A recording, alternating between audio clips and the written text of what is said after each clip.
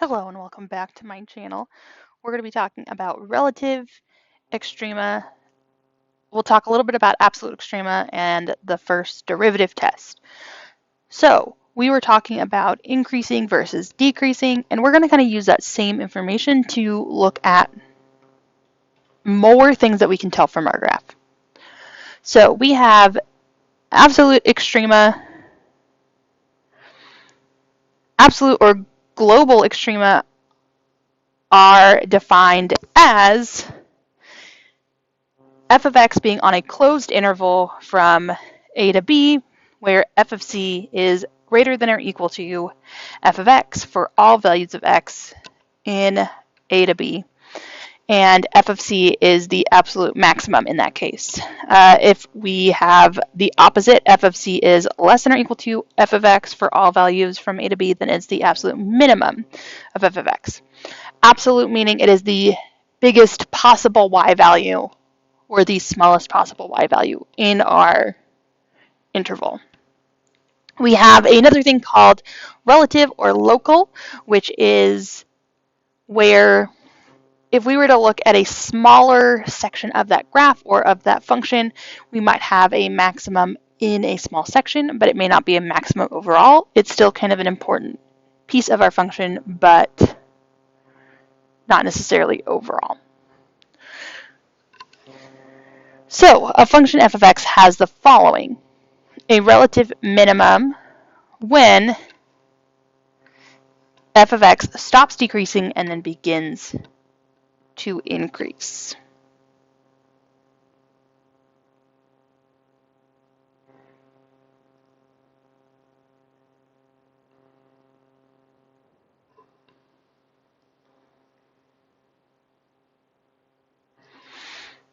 We have a relative maximum when we have the opposite, so f of x stops increasing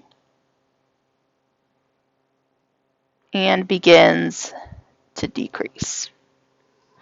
We have an absolute minimum when our value f of c is less than or equal to all other f of x values.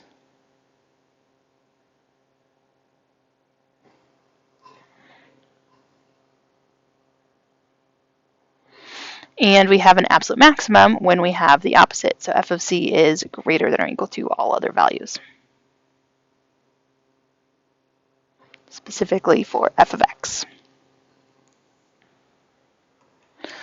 So let's look at this graph. The graph of f of x is shown above. Label any points that are relative and or absolute extrema. So one of the things that we can always look for first is what is the biggest y value and what is the smallest y value. So if we look at our graph, the tallest y value is this one up here. There's no other ones that get that high. So we know at x equals 11, we have an absolute maximum, and that maximum happens to be at 5. So at 11.5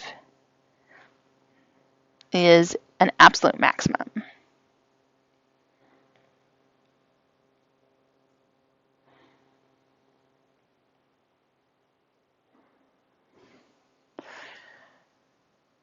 Okay.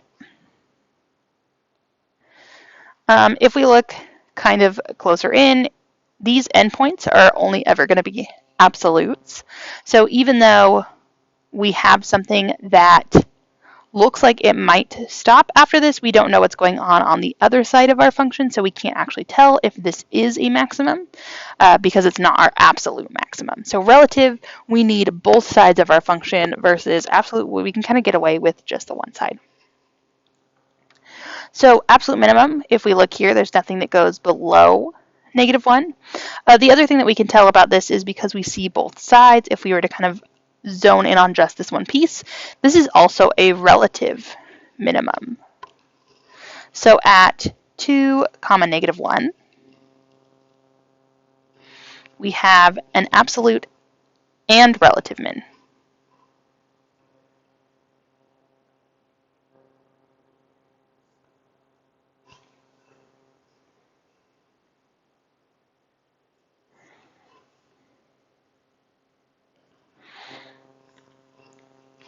Okay, now is when we need to look for other maxes and mins. If we look here, we're getting bigger. It's now getting bigger at a different angle. So even though it's tempting to look at this and say there's something there, because we aren't increasing and then decreasing, we don't have something.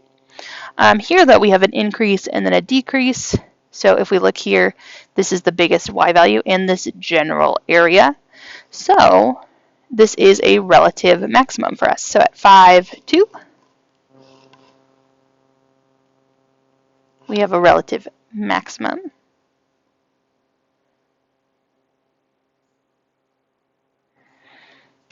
And then later on, we look here, we are decreasing and then we start to increase. So this is also going to be one of our relatives because it's in that smaller area.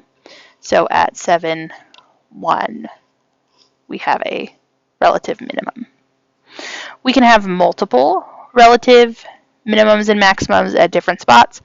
We can only have one value that is an absolute maximum or an absolute minimum. And when I mean value, I mean a one Y value. Okay, so we're going to look at what's called the first derivative test. So when we're talking about a local minimum, we're going to find our critical values. We're going to create a sign chart just like we did before, and we're going to check to see where we change. And that works for both a maximum and a minimum. We're going to see where our maximum or minimum happen based off of what's happening with those increasing or decreasing. So whether those signs of our function change. So if we are going a negative slope to a positive slope, decreasing and increasing, we're going to get a minimum. If we are increasing and we change to decreasing, we are going to get a maximum. So we're going to kind of do this all in one go once we start looking at some problems.